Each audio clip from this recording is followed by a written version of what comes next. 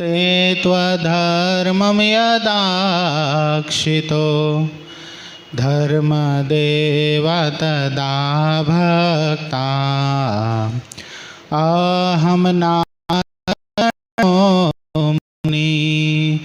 जानीषे कौशले देशे भूमो हि समगो द्विज मुनिशापानृतां प्राप्तां नृसिंस्तात तथोधवं ततो वित्तासुरेभ्योऽहं सधर्मं स्थापयानज सधर्मं स्थापयानज। ओम अवतारिणे श्री स्वामीनारायणाय नमो नमः। श्री हरिकृष्णाय घनश्यामाय सहजानंद स्वामीने नमो नमः।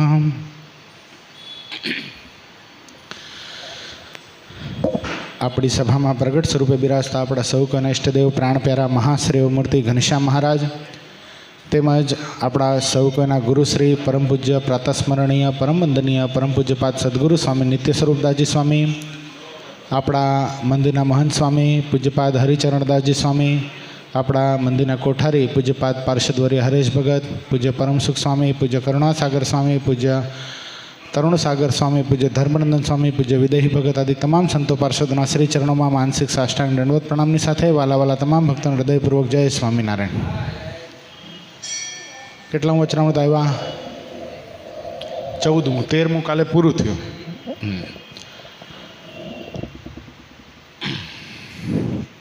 શું વાત આવતી હતી જયદીપભાઈ કાલે? હે, કર્મની વાત હતી। શું કર્મની વાત કહેશે કોઈ? કર્મ સંબંધ પ્રમાણે દેહ પ્રાપ્ત થાય છે। જેવા કર્મ કર્યા હોય એવા ભગવાન આપણને ભોગવાવે છે। એની અંદર આપણે પહેલાં તો 4 ખાણ જોઈ હતી। 4 ખાણ કઈ? જીવને 4 ખાણ કઈ છે રાઘવજી ભગત? અંડજ, સ્વેદજ, ઉદ્બીજ અને જરાયુજ, આ 4 ખાણો। પછી કર્મ સંબંધ આપણે 5 જોયા હતા। 5 કર્મ સંબંધ ક્યાં યશ ભગત?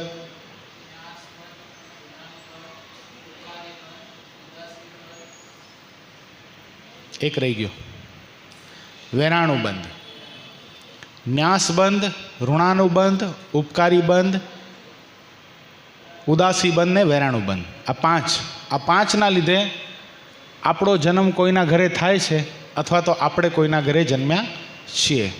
આ કર્મ સંબંધને લીધે જ બધું આખી સૃષ્ટિ ચાલે છે। આ સૃષ્ટિ ખંડની અંદર પદ્મપુરાણમાં ભગવાન વેદવ્યાસે અદ્ભુત આની કથા લખી છે, જેની કાલે આપણે આખી ચર્ચા વિસ્તારથી કરી હતી। આજે 14મું વચનામૃત બહુ સરસ। સંવંત 1876ના માક્ષરવદી બીજને દિવસ સ્વામી શ્રી સહજાનંદજી મહારાજ શ્રી ગરડા મધ્યે દાદા ખાચરના દરબારમાં વાસુદેવ નારાયણના મંદિરની આગળ લીમડાના વૃક્ષ હેઠે ઢોલિયા ઉપર દક્ષિણાદે મુખારવિંદે વિરાજમાન હતા। માથે ધોળી પાગ બાંધી હતી, ધોળો ખેસ પહેર્યો હતો, ધોળી ચાદર ઓઢી હતી ને પીળા પુષ્પનો તોરો પાગમાં બિરાજમાન હતો અને 2 કાન ઉપર પીળા પુષ્પના ગુચ્છ બિરાજમાન હતા અને તે ગુચ્છની ઉપર ગુલાબના પુષ્પ બિરાજમાન હતા ને કંઠને વિશે પીળા પુષ્પનો હાર બિરાજમાન હતો અને જમણા હાથમાં ધોળું સેવતીનું પુષ્પ તેને ફેરવતા હતા અને પોતાના મુખારવિંદની આગળ મુનિ તથા દેશ દેશના હરિભક્તની સભા ભરાઈને બેઠી હતી। જબરદસ્ત લાંબી સભા છે। હેમ ભગતે યાદ રાખી હશે, નથી યાદ રાખી? હા, બોલો બોલો।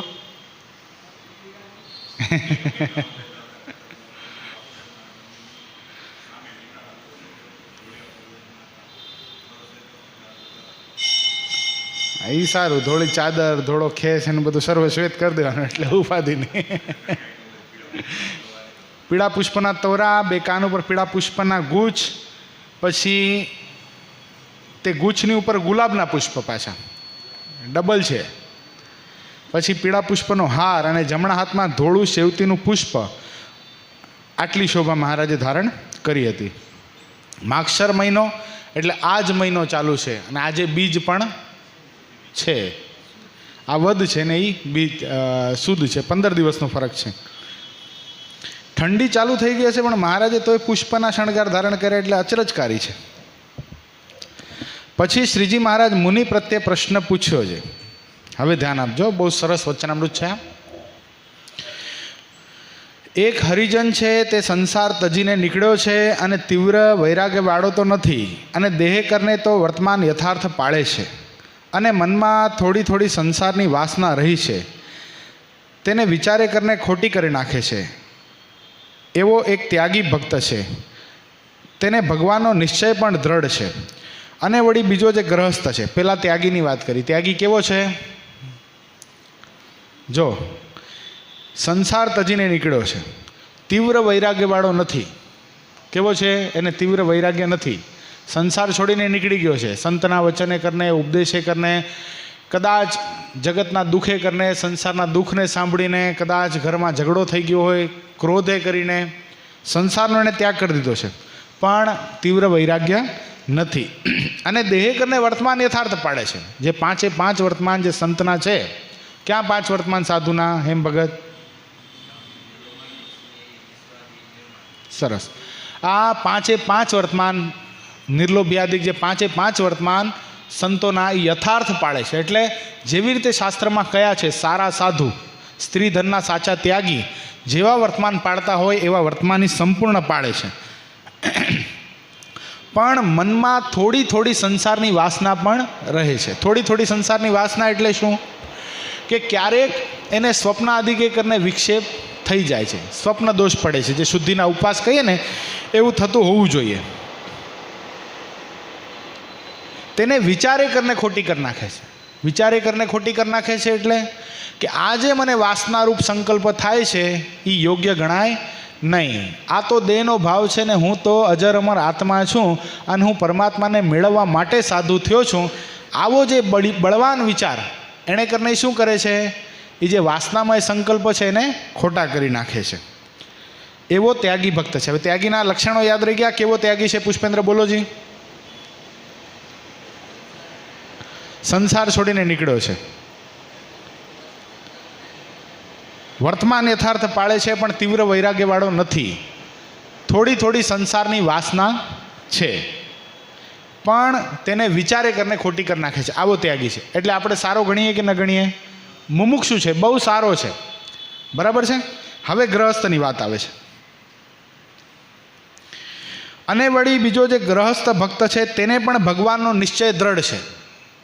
આજે મને મળ્યા ભગવાન એ પ્રત્યક્ષ પરમાત્મા છે, પૂર્ણ પુરુષોત્તમ નારાયણ છે. બધું આનું કર્યું જ થાય છે. અત્યારે જે કાંઈ ઈશ્વરે દેખાય છે, ભૂતકાળમાં દેખાણા, ભવિષ્યમાં દેખાશે, એ મને મળ્યા એવા જે પ્રત્યક્ષ પૂર્ણ પુરુષોત્તમ નારાયણ તે વતે જ થાય છે એવો એને દ્રઢ નિશ્ચય છે. કોને? ગ્રહસ્થને. સમજો, બહુ સમજ્યા જેવી વાત છે. ગ્રહસ્થને આવો એને દ્રઢ નિશ્ચય છે. પ્રથમના 27 પ્રમાણે.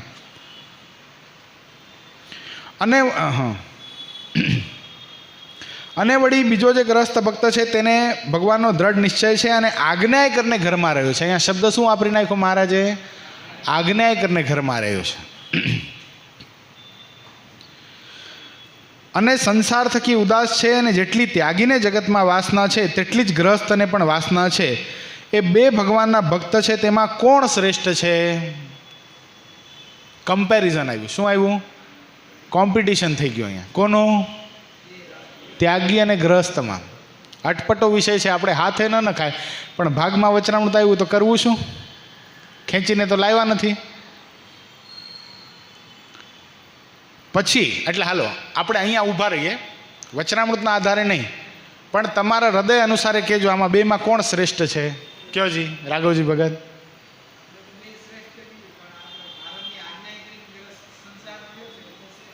કયો બાપા? કેવી રીતે? પણ તો ઓલો આજ્ઞા કરીને રહ્યો છે એને ઉદાસીનતાનું બળ નહીં? ગ્રહસ્થને તો ઓલો ટાળવાનો પ્રયત્ન નથી કરતો. એમાંય લખેલું છે, જો પાછું વાંચો, ગ્રહસ્થના લક્ષણ વાંચો. અને વળી જે ગ્રહસ્થ ભક્ત છે તે તો તેને ભગવાનનો નિશ્ચય પણ દ્રઢ છે અને આજ્ઞા કરીને ઘરમાં રહ્યો છે ને સંસાર થકી ઉદાસ છે. શું લખ્યું? ઓલા માટે શું લખ્યું? એને સંસારની વાસના થોડી થોડી છે. આ ગ્રસ્ત માટે શું લખ્યું? સંસાર થકી ઉદાસ છે. તો પછી આને કેમ તમે ન્યૂન કહો છો? કેવી રીતે કહેવો? વચનામૃતના આધારે નહીં, આપણું હૃદય જેમ આપણે કબૂલ કરે એવો ઉત્તર આપો તો મજા આવશે. જો થોડી ચર્ચામાં મજા આવશે. અને જેટલી ત્યાગીને જગતમાં વાસના છે તેટલી જ ગ્રસ્તને પણ છે. તો બે સમકક્ષ થયા. પણ ઓલો ઉદાસ છે. પછી કોણ શ્રેષ્ઠ છે? શું લાગે છે? કયો જયદીપભાઈ? ગ્રસ્ત શ્રેષ્ઠ છે. ઓકે, તો ઓલાની નિષ્ઠા તો છે. જો એમાંય નિષ્ઠા શબ્દ આવશે. જો તમને ત્યાગી માટે બતાવો.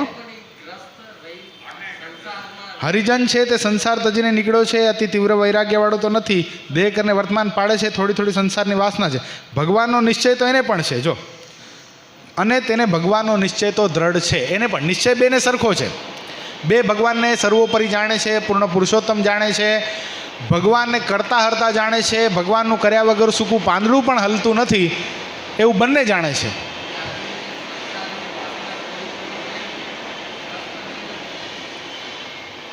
હવે જોઈએ મુક્તાનંદ સ્વામી શું કહે છે. પછી વળી મુક્તાનંદ સ્વામી બોલ્યા છે, એ ત્યાગી ભક્ત શ્રેષ્ઠ છે. કટ્ટર વકીલ થયા, ત્યાગ આશ્રમનો પક્ષ ખેંચીને મુક્તાનંદ સ્વામી ઊભા રહ્યા.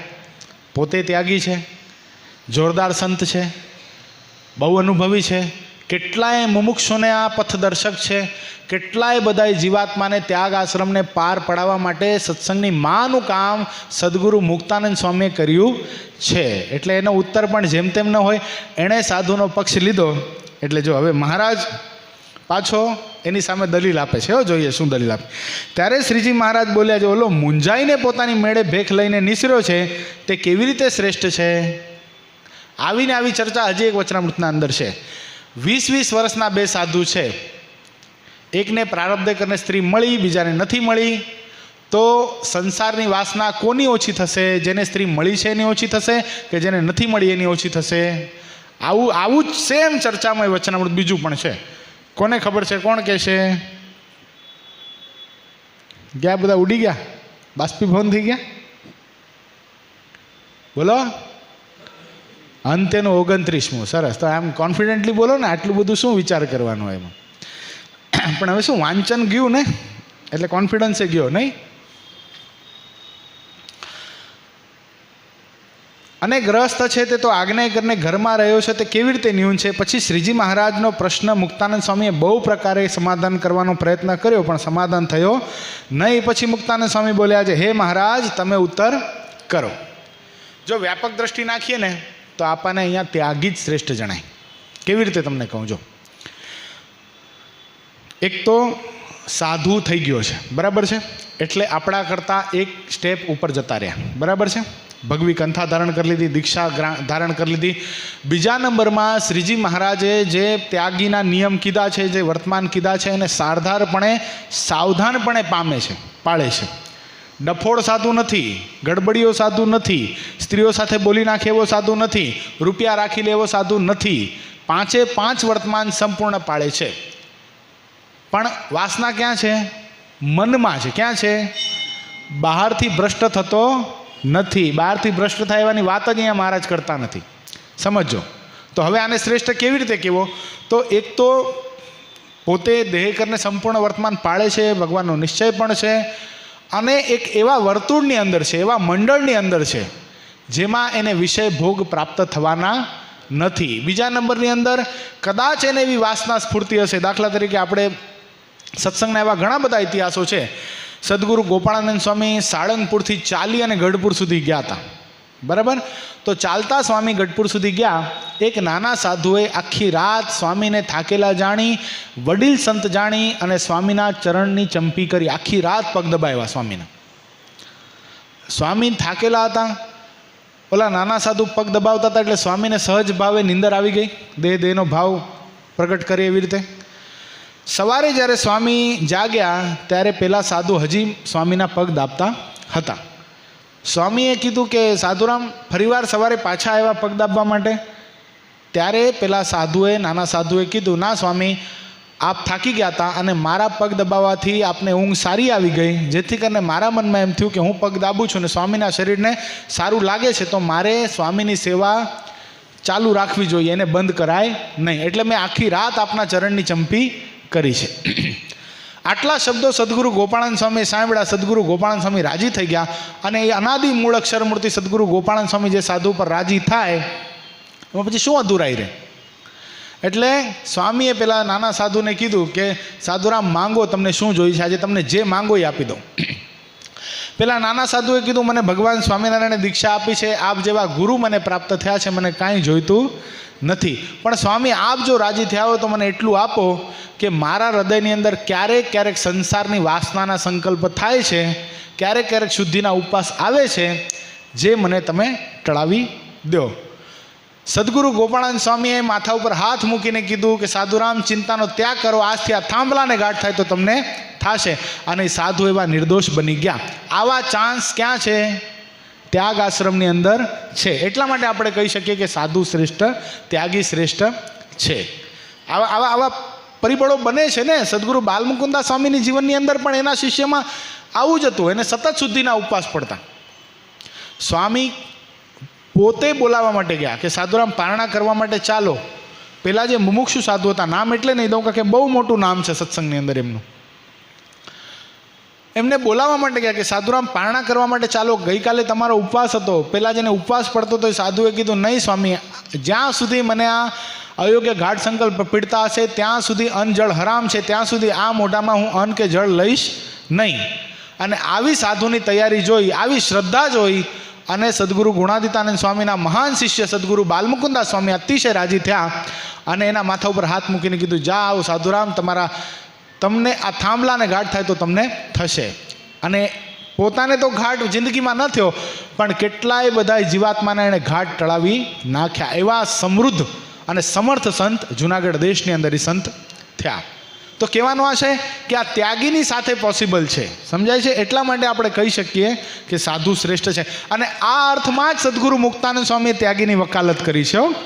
આ અર્થમાં જ કરી છે કે એને આશ્રમ શ્રેષ્ઠ છે. પણ જો મહારાજ શું કહે છે કે ઓલો મુંજાઈને પોતાની મેળે ભેખ લઈને નીકળ્યો છે તો કેવી રીતે શ્રેષ્ઠ છે? અને ગ્રસ્ત તો આજ્ઞા કરીને, અહીંયા શબ્દ શું વાપરો છે? આજ્ઞા.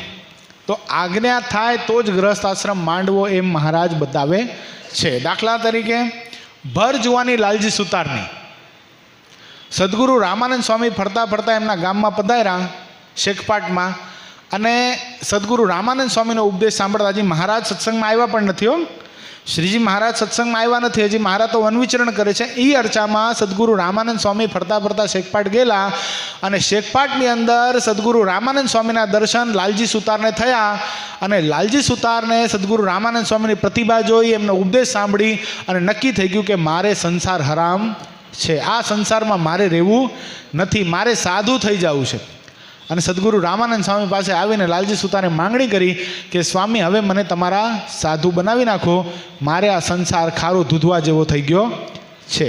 અને તે વખતે સદગુરુ રામાનંદ સ્વામીએ લાલજી સુતારને આજ્ઞા કરી કે લાલજી, તારે હજી ત્યાગ આશ્રમ સ્વીકારવાનો નથી. જ્યારે ખુદ પૂર્ણ પુરુષોત્તમ નારાયણ આ સત્સંગની અંદર પધારશે ને ત્યારે પોતે તને નિષ્કુળ બનાવશે. શું બનાવશે? નિષ્કુળ બનાવશે. તને પોતે પોતાના હાથે મુંડન કરીને દીક્ષા આપશે, ત્યારે તારે સાધુ થવાનું છે. તો લાલજી સુતાર આજ્ઞા કરીને સંસારમાં રહ્યા. તો આવી રીતે આજ્ઞા કરીને રહીએ તો ગ્રહસ્થ શ્રેષ્ઠ છે, બાકી નહીં. નકા તો શું થઈ જાય ખબર છે? આ વચનામૃત જો ગ્રહસ્થ કથા કરતા હોય ને તો સાધુનું ખંડન બે મોઢે કરે. એ મેં જોયા છે. આ વચનામૃત એક બહુ મોટું શહેર છે, ત્યાંના સફેદ કપડાં પહેરનાર એકાંતિક ભક્તો છે. એ આ જ્યારે વચનામૃતની કથા કરે ત્યારે જેટલા પણ ત્યાગી હોય ને બધાનું ખૂબ ખંડન કરે, પણ આપણને અધિકાર જ નથી સાધુ વિશે કાંઈ બોલવાનો. આપણે જ્યાં સુધી ઘરમાં રહ્યા છીએ, આપણે સંસારમાં લબ્ધાની અંદર આપણને આપણી છોકરીનું પેટ દુખતું હોય ને તાવ આવી જતો હોય તો આપણા આંખમાંથી આંસુ જતા હોય ત્યાં સુધી આપણે ત્યાગી માટે એક શબ્દ બોલવાનો અધિકાર નથી. આપણે એના વેચાણ છીએ. એટલે અહીંયા જે મહારાજ અર્થમાં કહે છે ગ્રહસ્થ શ્રેષ્ઠ છે, એ આવા ગ્રહસ્થ માટે કહે છે. પછી વળી શ્રીજી મહારાજના પ્રશ્નનું મુક્તાનંદ સ્વામી બહુ પ્રકારે સમાધાન કર્યું, પણ સમાધાન થયું નહીં. તો આપણા મનમાં એમ થાય કે મહારાજ શું કરવા માટે ગ્રહસ્થને શ્રેષ્ઠ કરવા માંગે છે? આ વચનામૃતમાંથી પ્રશ્ન એક ઊભો થવો જોઈએ આપણને, અને થવો જ જોઈએ કે એવું તો નથી કે મહારાજ આ લોકને વિશે આવ્યા અને આ અવતારમાં મહારાજ કાંઈ ગ્રહસ્થ રૂપે તો નથી રહ્યા, પોતે સાધુ સ્વરૂપ ધારણ કર્યું છે, બરાબર છે. પોતે દીક્ષિત છે, ત્યાગ આશ્રમની રીતિ પ્રમાણે રહ્યા છે, પોતે લગ્ન કર્યા નથી, પોતે સંસાર માંડ્યો નથી, પોતાને દીકરા સંતાન નથી. આગલા અવતારમાં રામકૃષ્ણ અવતારમાં જેમ ભગવાનને સંતાનો થયા હતા એવું કાંઈ ભગવાનને છે નહીં. બીજા નંબરની અંદર પોતે ત્યાગી સમાજ બહુ મોટો જબરદસ્ત તૈયાર કર્યો છે. 5,000 સાધુ પોતાની હયાતીમાં શ્રીજી મહારાજે તૈયાર કર્યા છે. ત્રીજી એક વાત જોઈએ તો ક્યાંય પણ એવું દેખાતું નથી કે મહારાજે કોઈ પણ વચનામૃતની અંદર કે કોઈ પણ ધર્મશાસ્ત્રની અંદર ગ્રહસ્થને તમે એવી રીતે ફોલો કરો કે ગ્રહસ્થનો સમાગમ કરો ને ગ્રહસ્થનો સમાગમ કરવાથી બ્રહ્મરૂપ થવાશે એવું ક્યાંય શબ્દ લખ્યો નથી. એટલે પોતે હિમાયતી તો ત્યાગ આશ્રમના જ છે, તો પછી આવું શું કરવા? પ્રશ્ન થાય આપણને, આવું કર્યું શું કરવા?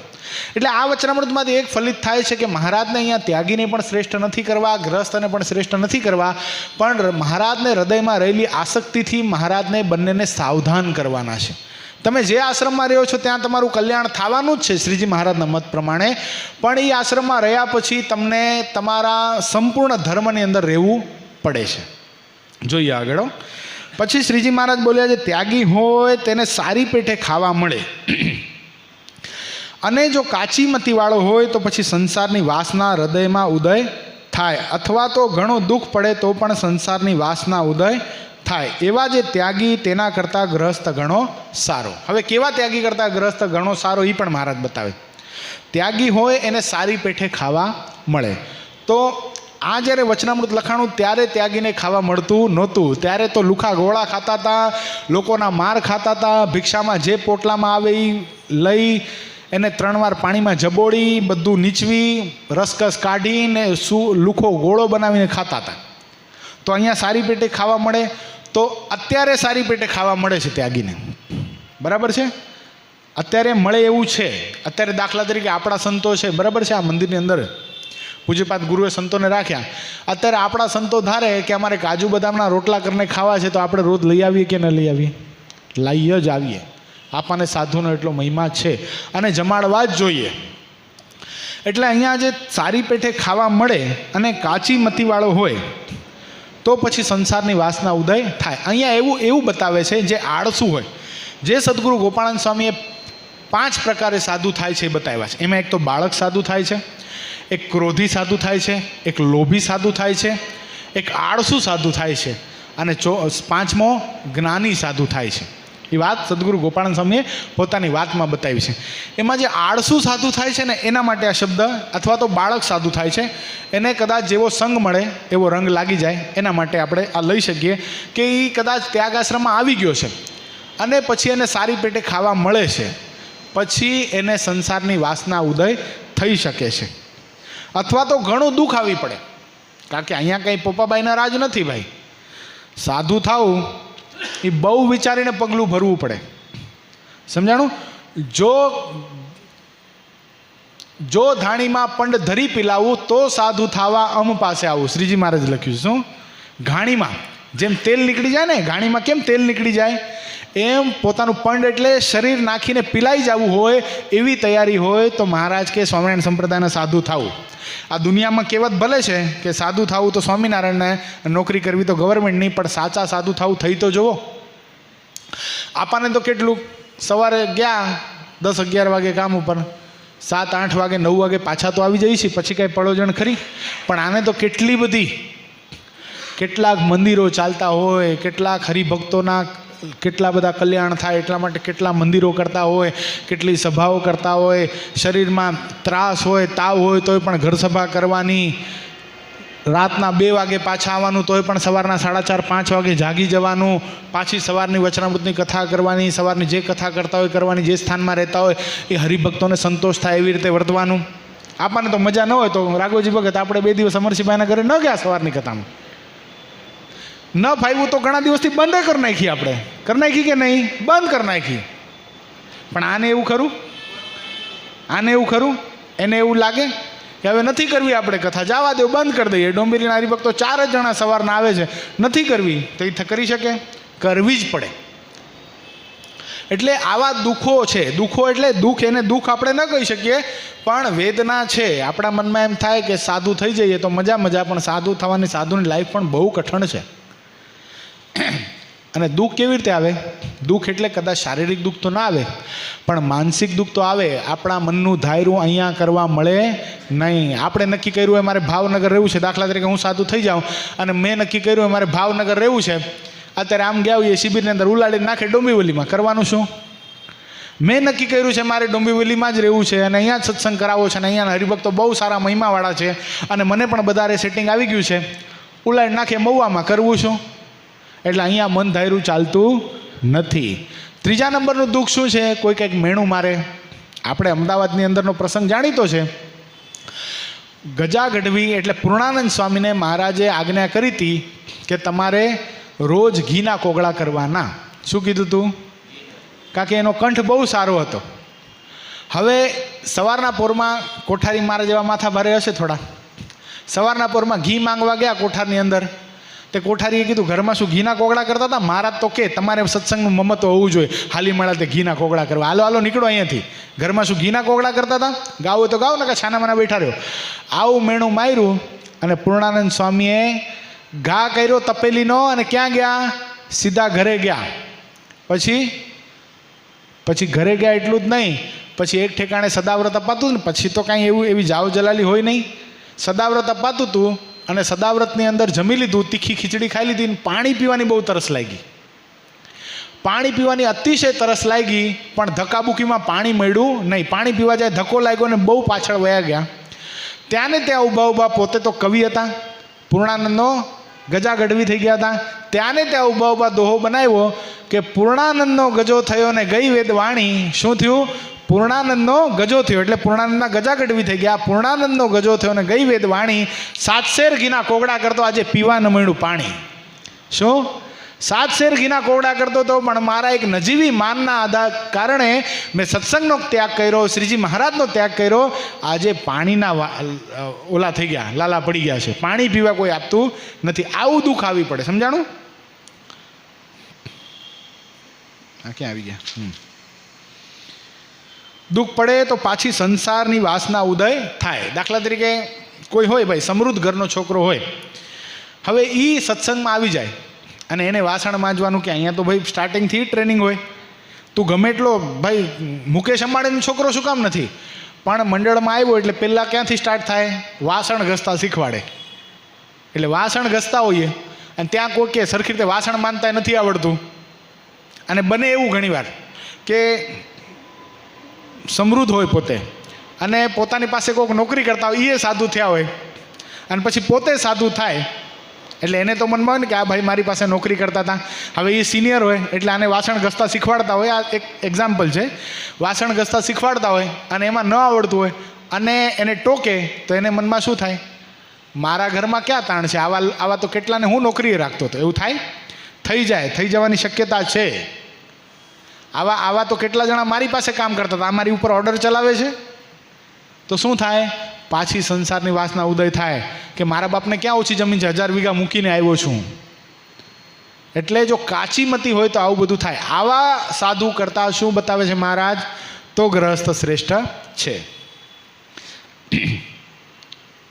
કેમ છે? ગ્રહસ્થ ભક્તને જ્યારે દુઃખ પડે અથવા ઘણું સુખ આવી પડે ત્યારે તે એમ વિચાર રાખે છે, રખે મારે આમાં બંધન થાય. પહેલી વાત શું છે? ગ્રહસ્થને પ્લસ પોઈન્ટ સંસાર થકી ઉદાસ છે. કેવો છે? એટલે આપણે આમાં કોલર ટાઈટ ન કરવા કે મહારાજ ગ્રહસ્થને શ્રેષ્ઠ કે છે. આમાં રાઘવજી ભગત તમને રોજની 5 લાખની આવક થાય, હું તો મહારાજને પ્રાર્થના કરું થાય, રોજની 5 લાખની આવક થાય, પછી તમે ઉદાસ થાવ કે રાજી થાવ? બોલો બોલો. નહીં આછું રાજી થાવ ને કે ઉદાસ થાવ? અમારા એક ભગત છે ને, હમણાં અમે ઉત્સવ કર્યો હતો, તે દૂધપાક, ઊંધિયું અને રોટલી સંતોય બનાવ્યા હતા. બહુ ટેસ્ટી ઊંધિયું, એટલે અજબ ગજબનું ઊંધિયું થયું હતું. તે મોઢું બગાડતા ખાતા હતા. મેં કીધું કેમ મોઢું બગાડતા જમો છો, નથી ભાવતું? એટલે મહારાજ કે એ ભાઈ કે મહારાજે કીધું ઉત્તમ પંચવિષય ગ્રહણ કરવા ને તો ઉદાસ થકા ભોગવવા. એટલે હું ઉદાસ થઈ થઈને જમું છું. એટલે આવી રીતે ઉદાસ નથી થવાનું, સમજાય છે? ઉદાસ વાસ્તવિકતામાં ઉદાસ થાય. 5 લાખની પોતાની રોજની આવક થાય ત્યારે એમ ધારે કે મારી પ્રવૃત્તિ આ 5 લાખ હવે મને રોજ આવવા માંડ્યા, એટલે કેટલા થયા 30 દિવસમાં? 1.5 કરોડ રૂપિયા થયા ને? 1.5 કરોડ રૂપિયા થયા. 12 મહિને હિસાબ કરો જી કેટલા થયા. હવે હું ક્યાં ઇન્વેસ્ટ કરીશ, હવે કેટલા નવા ધંધા ખોલીશ, એમાં શું થઈ જાય? ભગવાન ભૂલાઈ જાય. તો આ જે મને આવક થવા માંડી છે એમાંથી મને ભગવાન ભૂલાવા માંડશે, એટલા માટે મારે આ આવક જોઈતી નથી. એ તો શિવલાલ શેઠ જેવા કોક જ એવા વિરલા હોય જેના માટે એમ શબ્દ વાપરી શકાય કે ધન્યો ગ્રસ્ત આશ્રમ. સમજાય છે? ઘી ઢોળાઈ ગયું. આપણે શિવલાલ શેઠનું આખ્યાન સવારના જોશું એકવાર. કાલથી પરમ દિવસથી આપણે સોમવારથી ચાલુ કરશું, કારણ કે વચનામૃત વર્ષ હાલે છે ને. વચનામૃત વર્ષ હાલે છે. બીજા નંબરમાં વચનામૃતની 203મી જયંતિ આવે છે. ક્યારે આવે છે? રવિવારના રોજ 27 તારીખે. એટલે 27 તારીખે આપણે બધાએ સવારે પોતાનું વચનામૃત ઘરે છે ને એ લઈ આવવાનું છે. એનો પાઠ આપણે અહીંયા કરશું. પાઠ કેવી રીતે કરશું? તો આપણે ચિઠ્ઠી પાડશું. વચનામૃત પ્રથમ પ્રકરણના પહેલાંથી વચનામૃત અંત્ય પ્રકરણનો 39 262 વચનામૃતને આપણે ચિઠ્ઠી પાડશું. આમ દાખલા તરીકે આપણે બધા બેઠા છીએ ને, એવી રીતે કોકને 4 ચિઠ્ઠી, કોકને 5 ચિઠ્ઠી, એમ કરતાં 262 વચનામૃત આપણે બધા વેચી લેશું. એટલે એક વચનામૃત આખો પાઠ આપણે સમૂહમાં થશે અને પછી એનું જનમંગલ દ્વારા પૂજન થશે, આરતી થશે. એટલે આવી રીતનો કાર્યક્રમ રવિવારનો છે. એટલે ખાસ બધા ભક્તો વચનામૃત જયંતિનો ઉત્સવનો લાભ લેવા પધારજો. એટલે આપણે વચનામૃતની કથા હજી સવારના કાલે પણ વચનામૃત લઈશું. કાલે સાંજના વચનામૃત, રવિવારના સવારના તો વચનામૃતનું પૂજન. સોમવારથી આપણે ભક્ત આખ્યાન જે આપણે કથા કરતા હતા ને ભગવાનના ભક્તોની, એ કથા આપણે પાછી પ્રારંભ કરશું. એટલે આપણે એ વાત જોતા હતા કે શિવલાલ શેઠ, તે શિવલાલ શેઠ એક વખત ધ્યાનમાં બેઠા હતા અને જે મેળી હતી ને એમાં ઘી ભરેલું હતું કુડલાની અંદર. એમાં મીંદડું આવ્યું એક, અને મીંદડાએ ઘી ઢોળી નાખ્યું. તે આખા પગથિયા અને આખું ઘર રેલમછેલ 1 મણ ઘી હતું, એટલે 20 કિલો ઘી ઢોળાઈ ગયું. હવે બગાદોશી કીધું, શિવલાલ એવી તે શું ધ્યાનની લગ્ની લાગી ગઈ હોય તને, જરાક ધ્યાન રાખતો હોય, મીંદડું ઘી ઢોળી નાખ્યું. તે વખતે શિવલાલ શેઠ કે બાપા આપણે અઠવાડિયા પહેલાં બેનના લગ્ન કર્યા, આ તો 1 મણ ઢોળાનું, તમે તો 40 મણ ઘી ઢોળી નાખ્યું. એ કે ઢોળ્યું ક્યાં, આપણે તો કેટલા બધાને જમાડ્યા, આપણા સગા સંબંધી મિત્ર સ્નેહી બધાને જમાડ્યા. શિવલાલ શેઠના મોઢામાં એવા શબ્દ નીકળ્યા, જેટલા ભગવાન ભજતા નથી અને એને જેટલું ખવડાવાય છે એ બધું શું છે? એ ઢોળાઈ ગયેલું જ છે. એ શિવલાલ શેઠને ગમે એટલી આવક થતી ને તો હર્ષ નહોતો થતો, અને ગમે એટલું કદાચ પોતાનું નુકસાન થઈ જતું તો એને શોક નહોતો થતો. આવા ગ્રસ્તની વાત છે. સમજાય છે? એટલે જો અહીંયા બતાવે છે,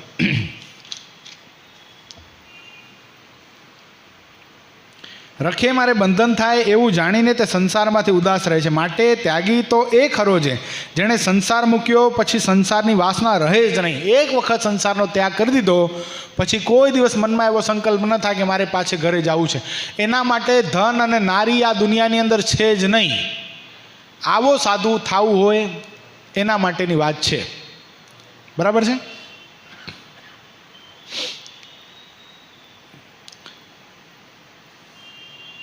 અને ગ્રસ્ત તો વાસનાવાળા ત્યાગી કરતાં ઘણો શ્રેષ્ઠ છે. જો ગ્રસ્તના ધર્મ સચવાય તો. કેટલો મોટો તો? હા, 13 મણનો તો છે. અહીંયા હાઇલાઇટ કરવું જોઈએ, હાઇલાઇટ નથી કર્યું. પણ વાસનાવાળા ત્યાગી કરતાં ગ્રસ્ત ઘણો શ્રેષ્ઠ. પણ ક્યારે? જો ગ્રસ્તના ધર્મ સચવાય તો ગ્રસ્તના ધર્મ શું? દારૂ, માટી, ચોરી, અવેરી, વટલવું નહીં, વટલાવું નહીં, આ બધાય નિયમ સંપૂર્ણ આપણે પાલન કરતા હોઈએ અને સંસાર થકી ઉદાસ હોઈએ.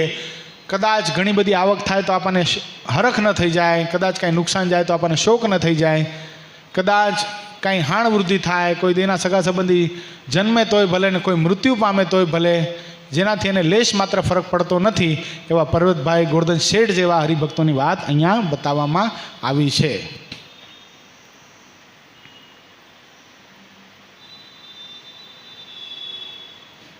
પણ ગ્રસ્તના ધર્મ તો ઘણા કઠણ છે. કેવા છે? બહુ કઠણ છે. અને અનંત પ્રકારના સુખ દુઃખ આવી પડે ત્યારે સંતની સેવામાંથી ને ધર્મમાંથી મનને આડું અવડું ડોલવા દે નહીં. અને એમ સમજે છે સંત સમાગમ મળ્યો છે તે મને પરમ ચિંતામણીને કલ્પવૃક્ષ મળ્યો છે. આવું ગ્રસ્ત સમજતો હોય એની વાત છે. તો ત્યાગીની કેવી વાત છે? તીવ્ર વૈરાગ હોય તો જ સંસારનો ત્યાગ કરવો. જો અહીંયા મહારાજ બતાવશે. હા,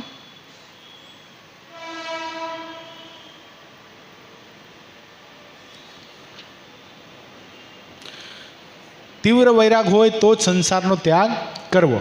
તો આપણા મનમાં એમ થાય તો કેવી રીતે તીવ્ર વૈરાગ? તો એને મનમાં એમ થઈ જાય કે એક વખત મારે સાધુ થવું છે, પછી કોઈ દિવસ વિચાર કરે નહીં. 8 વર્ષની ઉંમરમાં રામાનંદ સ્વામીએ સંસારનો ત્યાગ કરી દીધો હતો. કેટલા વર્ષની ઉંમરમાં? જગતગુરુ શંકરાચાર્ય 8 વર્ષની ઉંમરમાં ત્યાગ કરી દીધો હતો. કેટલા વર્ષની ઉંમરમાં? 8 વર્ષની ઉંમરમાં. છત્રપતિ શિવાજી મહારાજના ગુરુ સમર્થ સ્વામી રામદાસ લગ્નના માંડવે બેઠા હતા. ચોથો ફેરો આવ્યો. હા, સોરી, હજી તો ફેરો નહોતો થયો, હજી માંડવે જ બેઠા હતા. અને કન્યા પધરાવો સાવધાન એટલું બોલવામાં આવ્યું.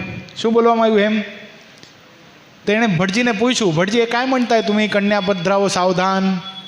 એ કે એટલે હજી સાવધાન થઈ જાય, જો મારો ડીંડો ભાંગી ગયો છે, કમરથી વળી ગયો છું ગ્રસ્ત આશ્રમ મારીને. કે એમ? એ કે એવું થઈ જાય? કે આ એવું થઈ જાય? કે મારી સાથે એવું થઈ જશે કે આ તારી સાથે પણ એવું થઈ જશે.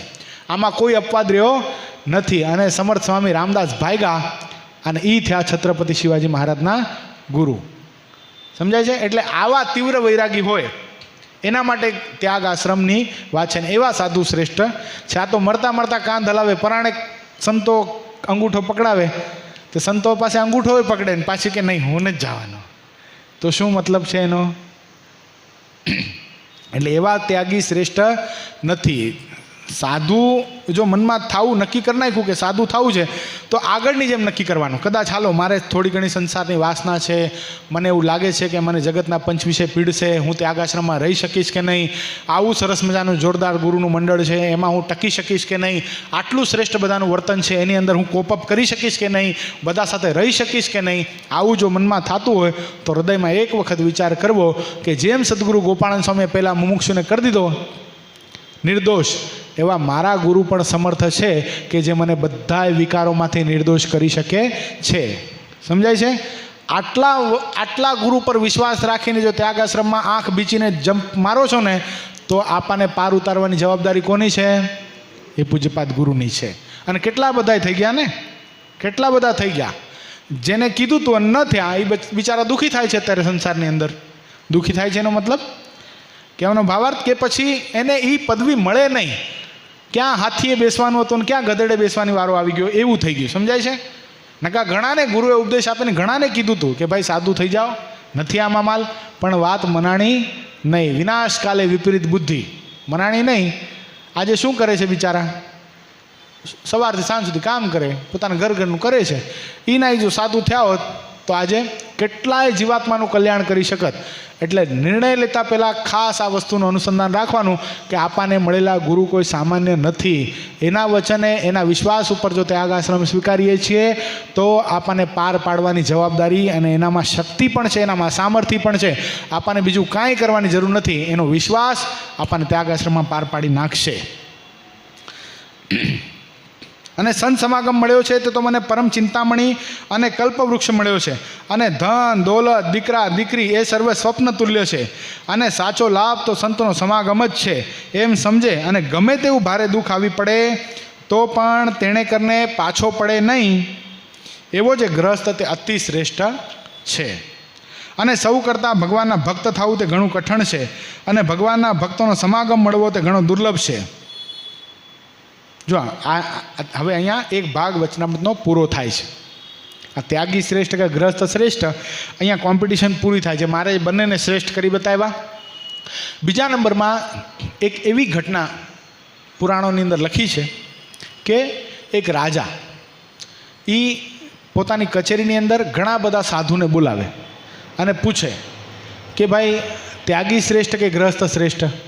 તો કોઈ એમ કે ત્યાગી શ્રેષ્ઠ, તો એને શાસ્ત્રાર્થમાં હરાવે કે ગ્રસ્ત આશ્રમ શ્રેષ્ઠ, ત્યાગી આટલા બગડી ગયા ને આવું કરી નાખ્યું ને આમ કરી નાખ્યું ને કેટલા રૂપિયા રાખે છે અને કેટલા બૈરાવારે બોલે છે ને કેટલા વ્યભિચાર કરે છે, આવા ત્યાગી કરતાં તો ગ્રસ્ત ઘણા શ્રેષ્ઠ છે. માટે એના કપડાં ઉતાર લઈને લગ્ન કરાવીને ગ્રસ્ત બનાવી નાખે. આવા કેટલા બધા સાધુને રાજાએ પોતે ગ્રસ્ત બનાવી નાખ્યા.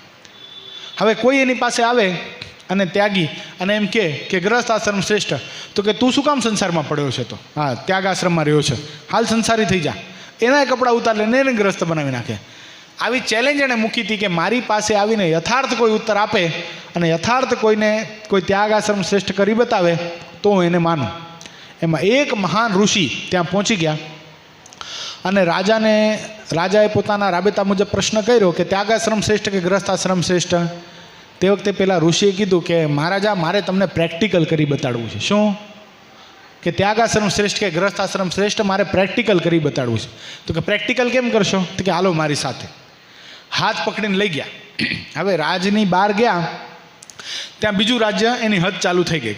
હવે બરાબર એવી ઘટના ઘટેલી કે આ રાજા અને સંન્યાસી જે બીજા રાજ્યની અંદર ગયા, ત્યાંનો રાજા મૃત્યુ પામેલો, મરી ગયેલો. હવે ત્યાંનો એવો રિવાજ હતો કે એક ચમત્કારી હાથી હતો એની પાસે. એ હાથીની સૂંઢની અંદર કળશ આપે અને એ હાથી એ કળશમાં એ પવિત્ર નદીનું પાણી ભરીને આખા ચોકમાં, આખા ગામમાં ફરે અને એ પાણી જેના માથા ઉપર રેડી દે એને નવો રાજા બનાવવાનો. આવી રિવાજ હતો. એમાં આ રાજા અને સંન્યાસીને બધા જોતા હતા. આખો ચોક ભરેલો, ચમત્કાર જોવા માટે, કૌતુક જોવા માટે ઘણા બધા આવેલા. એમાં એક યુવાન સંન્યાસી એ પણ આવેલો, જોતો હતો કે આમાં કોને રાજા બનાવશે, હાલો હું પણ ઊભો રહીને જોઉં. એમાં ઘટના ઘટી. હાથી આવતા આવતા આવતા આવેલો જે યુવાન સંન્યાસી હતો ને, એના માથા ઉપર એને કળશ ઢોળી દીધો. એટલે બધા રાજી થઈ ગયા, અરે નવો રાજા મળી ગયો, નવો રાજા મળી ગયો. પણ યુવાન સંન્યાસી તો ધ્રુજવા લાગ્યો, અરે મારા ઉપર ક્યાં કળશ રેડી નાખ્યો, મારે કાંઈ રાજા બનવું નથી, મારે કાંઈ પડોજણમાં પડવું નથી, હું ભગવાન ભજું છું, શાંતિ છે, મારે એકાંતમાં મુઠ્ઠી લોટ મળી રહેશે, એની બાટી બનાવી શેકીને જમી લઉં છું ભગવાનને ધરાવીને, એમાં હું સંતોષ માનું છું, મારે કાંઈ રાજા બનવું નથી, મારે રાજકુંવરીની સાથે પરણવું પણ નથી.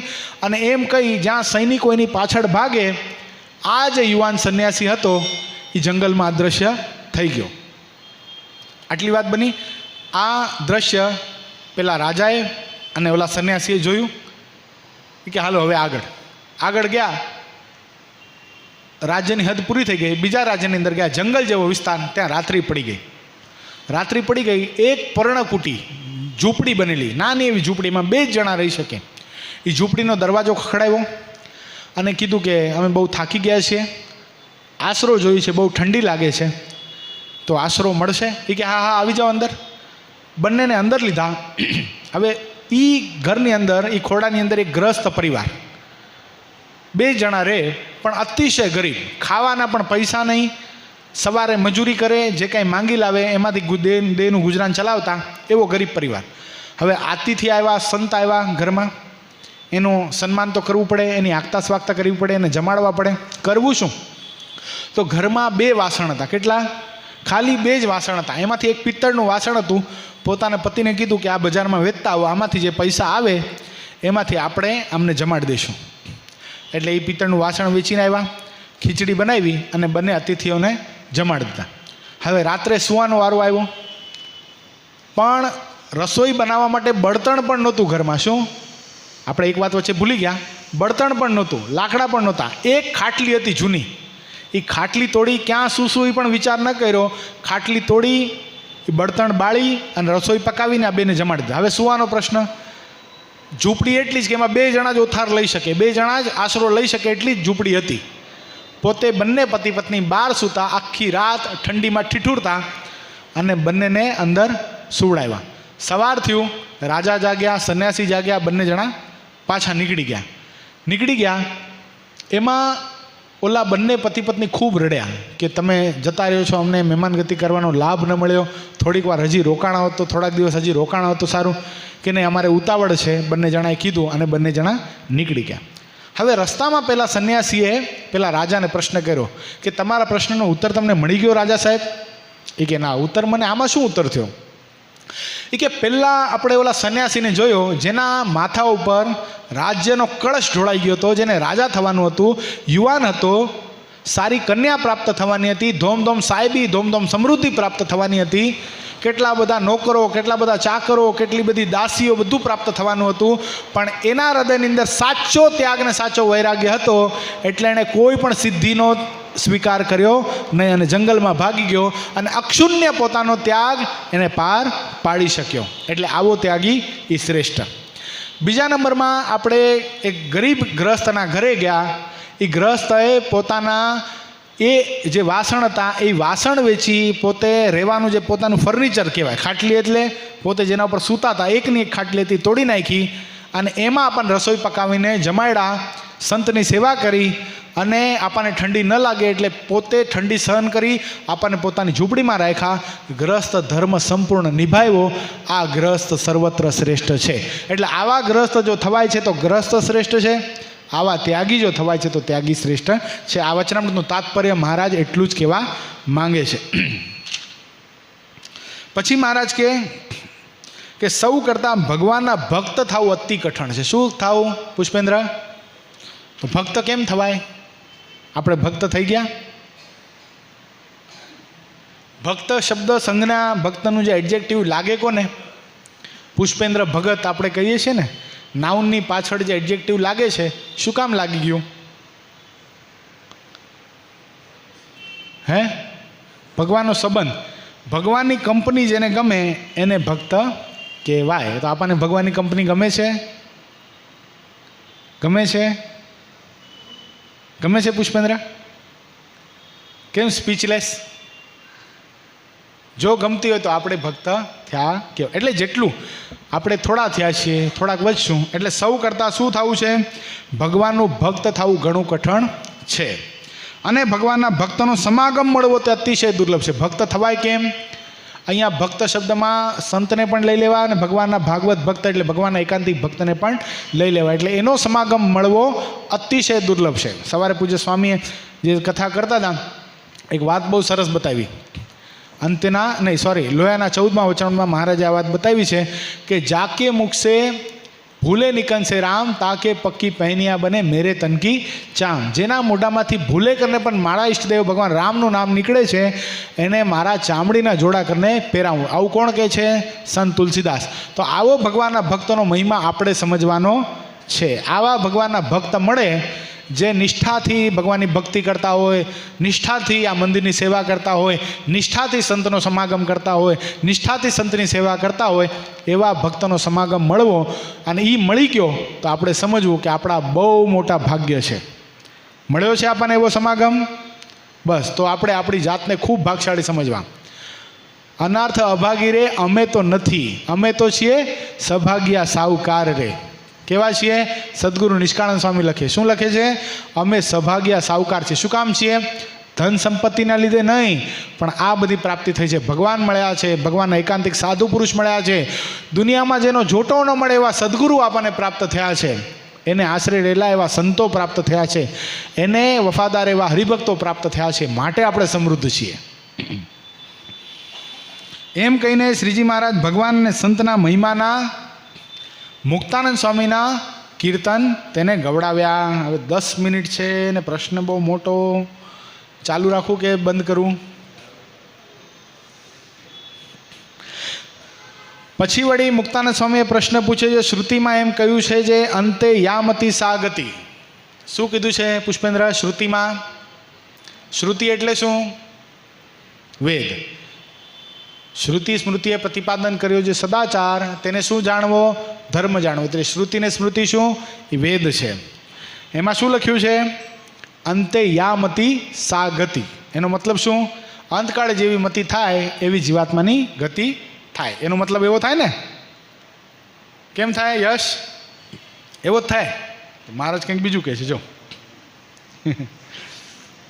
એવો શ્રુતિનો અર્થ ભાષે છે. ત્યારે ભક્તિ કરી હોય તેનો શું વિશેષ? પછી શ્રીજી મહારાજ બોલ્યા છે જેને સાક્ષાત ભગવાનની પ્રાપ્તિ થઈ છે તેને અંતકાળે સ્મૃતિ રહે અથવા તો ન રહે પણ તેનું અકલ્યાણ થાય નહીં, તેની તો ભગવાન રક્ષા કરે છે. અને જે ભગવાન થકી વિમુખ હોય તે તો બોલતા ચાલતા દેહ મૂકે તો પણ ભગવાન તેનું કલ્યાણ કરતા નથી, તેનું કલ્યાણ થતું નથી અને મરીને જમપુરીમાં જાય છે. અને કેટલાક પાપી કસાઈ હોય તે તો બોલતા ચાલતા દેહ મૂકે છે અને ભગવાનનો ભક્ત હોય તેને અકાળ મૃત્યુ થયો હોય ને તેનો અકાળ મૃત્યુ થયો તે માટે શું તેનું અકલ્યાણ થશે અને પાપીનું શું કલ્યાણ થશે? તે તો નહીં જ થાય. ત્યારે શ્રુતિનો અર્થ એમ કરવો છે, જેવી હમણાં મતિ છે તેવી અંતકાળે ગતિ થાય છે. શું શ્રુતિનો અર્થ મારે જે ચેન્જ ધ વોઇસ કરી નાખ્યો. અને સંસ્કૃત એવી ભાષા છે, સમજાણું, જેમાં તમે ક્રિયાપદ, નાઉન, એડજેક્ટિવ એ ચેન્જ કરી શકો. સંસ્કૃત વ્યાકરણમાં એવી છૂટી છે, ઇંગ્લિશની જેમ નહીં. આઈ એમ ઇટિંગ, આ શું થયું? કયો કાળ છે આ? કયો ટેન્સ છે પુષ્પેન્દ્ર? આઈ એમ ઇટિંગ કન્ટિન્યુઅસ પ્રેઝન્ટ ટેન્સ, એટલે ચાલુ ખાય છે નહીં. આઈ વોઝ ઇટિંગ એટલે પાસ્ટ ટેન્સ. પણ સંસ્કૃતમાં એવું નથી. સંસ્કૃતમાં કેવું છે?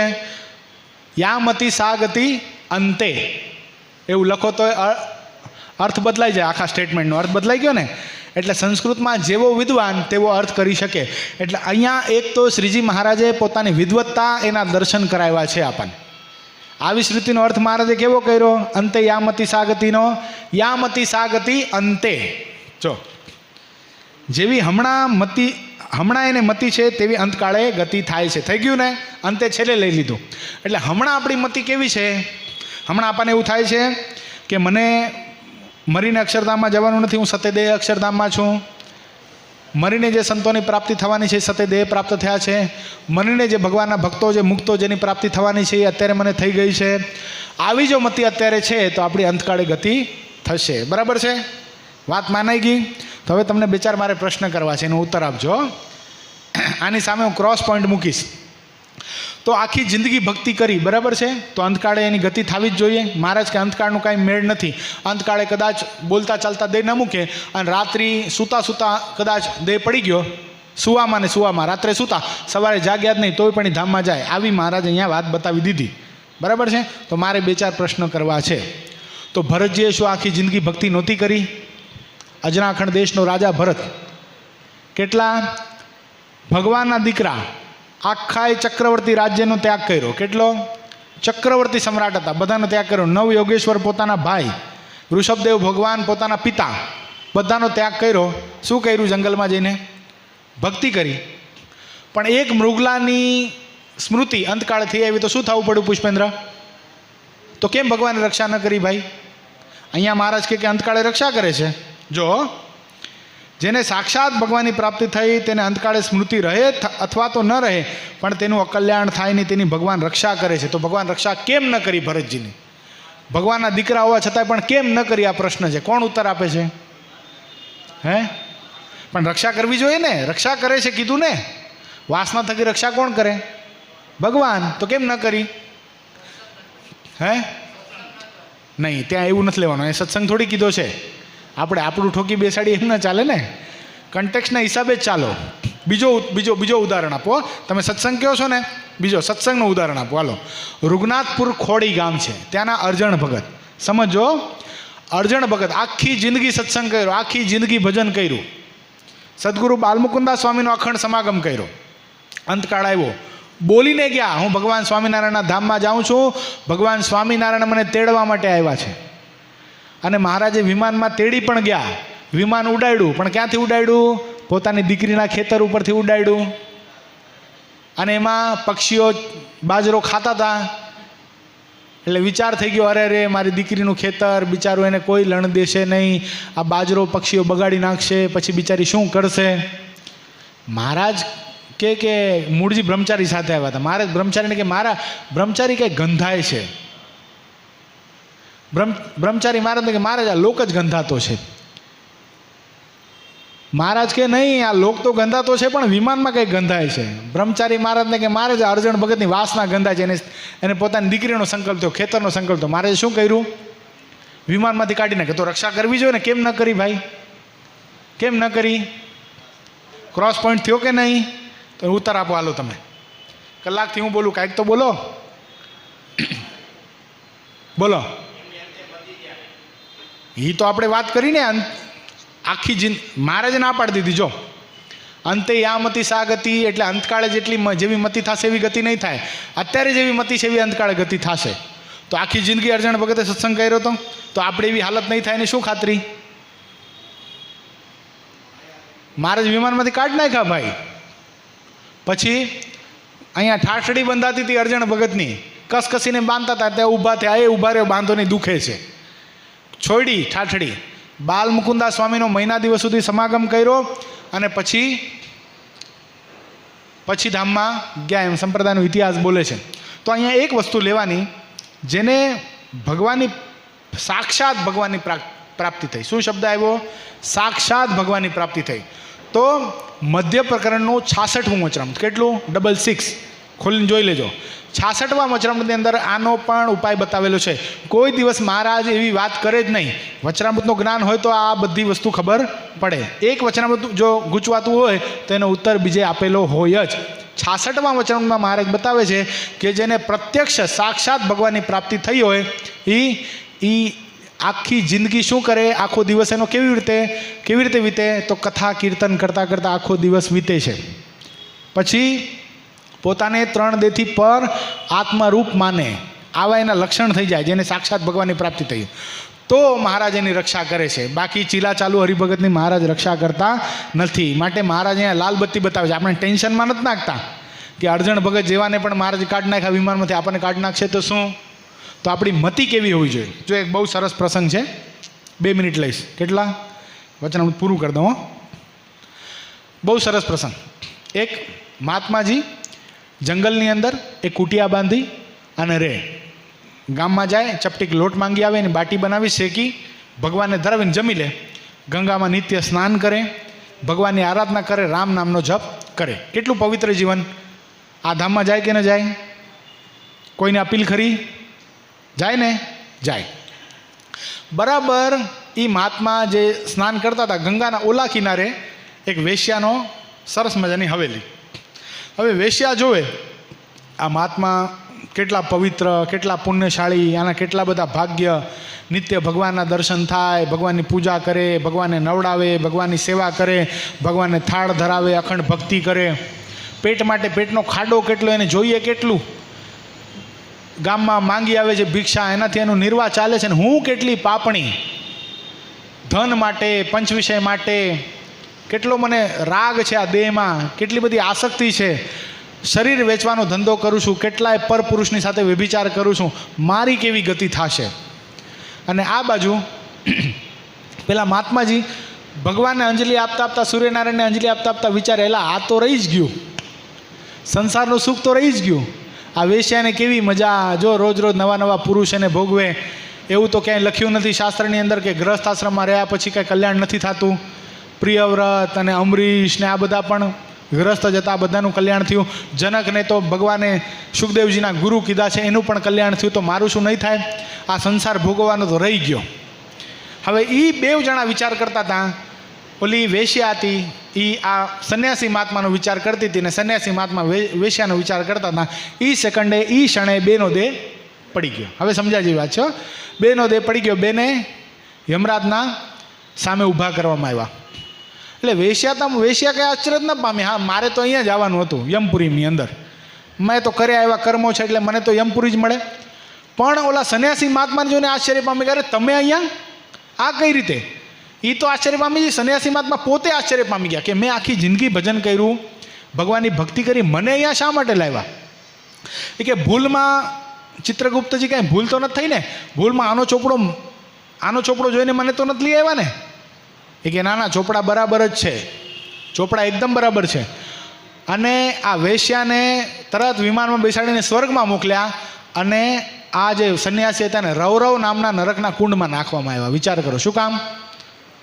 અંતકાળે એની મતિ કેવી થઈ ગઈ હતી? શું થઈ ગયું હતું? વિચાર કેવા થઈ ગયા હતા? વિચાર ઉપર બહુ મોટો ફરક પડે છે. અંતકાળે એને મનમાં એમ થઈ ગયું કે વેશ્યાને આ જો સંસાર ભોગવવાનો તો રહી ગયો, તો નરકના કુંડમાં જવું પડ્યું. ને વેશ્યાના મનમાં એમ થઈ ગયું કે આ સંન્યાસી મહાત્મા કેટલા ભાગશાળી, એના અવલંબને કરીને શું થયું? ભગવાન યાદ આવ્યા. અને અંતકાળે પાપીમાં પાપી જીવાત્માને ભગવાન યાદ આવે છે તો શું થાય છે? બહુ મોટી પદવીને પામે છે. આવું મારે જ વચનામૃતમાં કીધું. કેટલા વચનામૃતમાં કીધું છે? પાપીમાં પાપી જીવાત્મા હોય એને ભગવાનની મૂર્તિ યાદ આવી જાય તો અતિશય મોટી પદવીને પામે છે.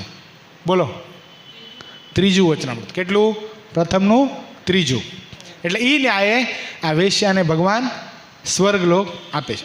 એટલે અહીંયા શું મતલબ થાય છે કે જેવી હમણાં એની મતિ છે એવી અંતકાળે ગતિ થાય છે. માટે તે જે ભક્ત છે તેની મતિમાં તો એમ રહ્યું છે જે મારું કલ્યાણ તો થઈ રહ્યું છે, તો તેનું કલ્યાણ અંતકાળે થઈ જાય છે. અત્યારે મતિ રાખે કે મને પ્રત્યક્ષ ભગવાન મળ્યા, તો ભગવાનને એની સહાય કરવા માટે આવવું પડે.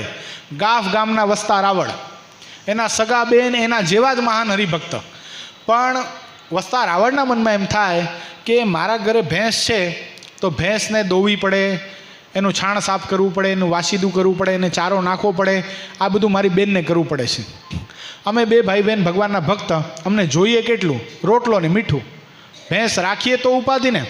એટલે વસતા રાવળે શું કર્યું? ભેંસનો સોદો કરી નાખ્યો, વેચી નાખી.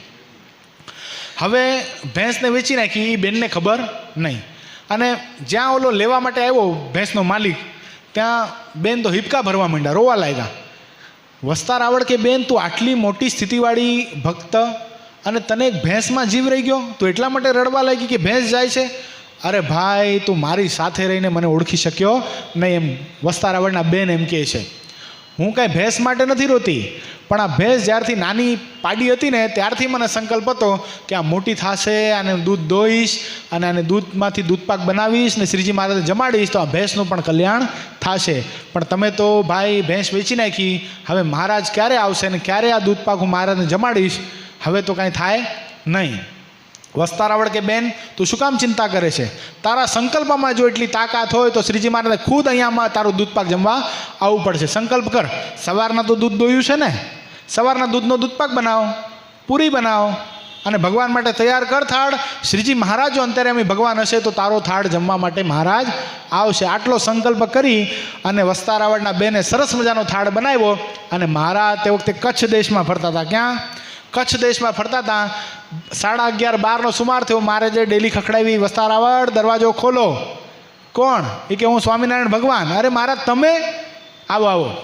અને મહારાજ થાળ જમ્યા. વસતા રાવળ મહારાજને કે મહારાજ હવે આવ્યા છો તો થોડાક દી રોકાવો. મહારાજ કે હું કાંઈ રોકાવા નથી આવ્યો, તો ક્યાંય વિચરણ કરું છું, પણ તે મને કીધું તું કે જો તારો ભાવ સાચો હોય ને ભગવાન સ્વામિનારાયણ સાચા હોય તો બેન તારો થાળ જમવા માટે સાક્ષાત ભગવાન પધારશે, તો તારા ભાવને પૂરો કરવા માટે આવ્યો છું. આવો જો ભક્ત થાય એની મહારાજ સહાય કરે છે, એવી એની ગતિ થાય છે.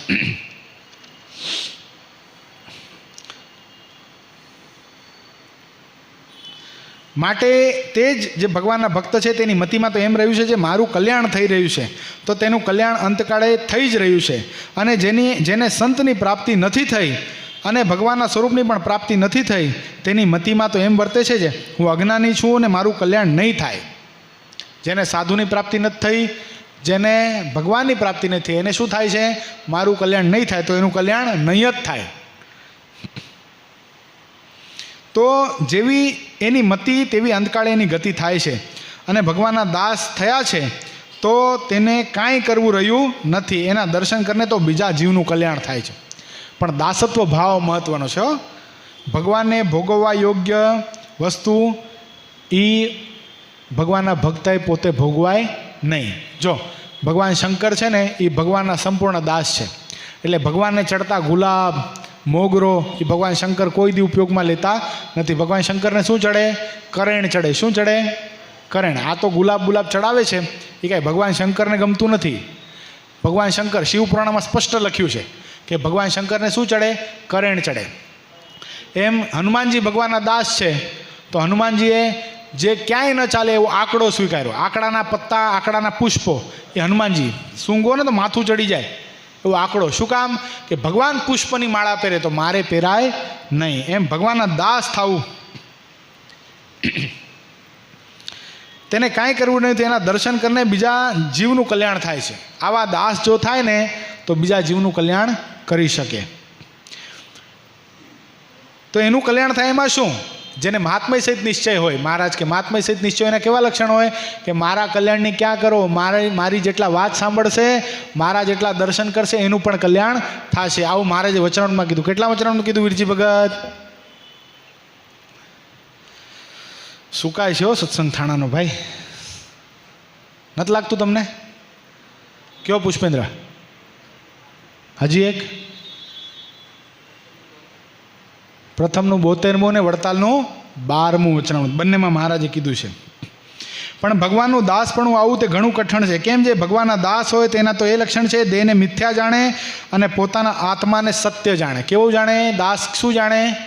દેહને મિથ્યા જાણે અને આત્માને સત્ય જાણે. અને પોતાના સ્વામી તેને ભોગવવાના પદાર્થ, જે આપણે આગળ જોઈ લીધું, તેને ભોગવવાના પદાર્થ પોતે ભોગવે નહીં. કદાચ ભોગવે તો કેવી રીતે ભોગવે? ભગવાનને અર્થે થાળ કરીને પછી જ ભોગવે. આમાં કેટલા જણા ભગવાનને જળ ધરાવીને જળ પીવે છે? આ કેવો હાથ ઊંચો છે આમ? હા એમ. તો ફરજિયાત આટલું કરવું. શું?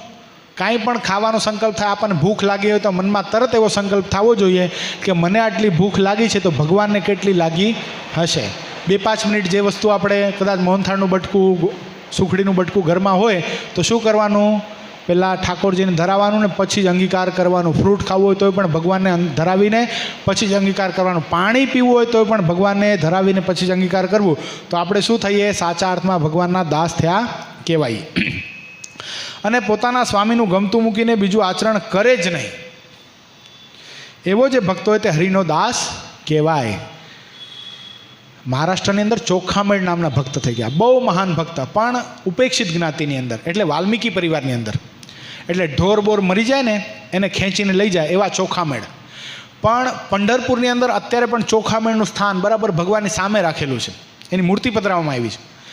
એક વખત પોતે અવસ્થા થઈ ગઈ, વૃદ્ધ થઈ ગયા, એટલે ઢોર ખેંચતા હતા પણ ખેંચાતું નહોતું. પણ ભગવાને પોતે એક ઉપેક્ષિત જ્ઞાતિના એવા વ્યક્તિનું રૂપ ધારણ કરીને ચોખામેળને કહે કે હું પણ નવો તમારી જ્ઞાતિની વાલ્મીકી પરિવારની અંદર આવ્યો છું અને યુવાન છું, માટે મને તમને મદદ કરવા દો. ભગવાન મરેલા ઢોરને ખેંચે. બોલો, વિચાર કરો આ દાસત્વ ભાવના લક્ષણ કેવા. ચોખામેળના આધારે ભગવાન પણ એ ઢોરને ખેંચે અને બહાર નાખી આવે. આખી જિંદગી આવું કર્યું, પણ હૃદયની અંદર કૃષ્ણ કૃષ્ણ, પંઢરી પંઢરી પંઢરી, અખંડ ભગવાનનું ભજન કર્યું. એનો અંતકાળ આવ્યો, પણ અંતકાળ કેવો આવ્યો તમે વિચાર કરો. અહીંયા મહારાજે કીધું ને કે ગમે એ રીતે એનો દેહ પડે છે પણ ભગવાનના ધામમાં જ જાય. પણ અંતકાળ કેવો આવ્યો કે એક ઠેકાણે સૂતા હતા બધા ભક્તોની સાથે, ઉપરથી છત પડી એટલે ડટાઈ ગયા ચોખામેળ. એટલે લોકોએ કીધું કે જેવી બીજાનો અંતકાળ એવો આ ચોખામેળનો આવ્યો. એમાં કઈ મોટી ધાડ મારી, ભગવાનનો ભગત હોય એમાં કાંઈ વિશેષ તો દેખાણું નહીં. લોકો એનો અગ્નિ સંસ્કાર પણ કરી નાખ્યો. આ બાજુ પંઢરીનાથ ભગવાને સંત નામદેવના સપનામાં જઈને દર્શન આપ્યા.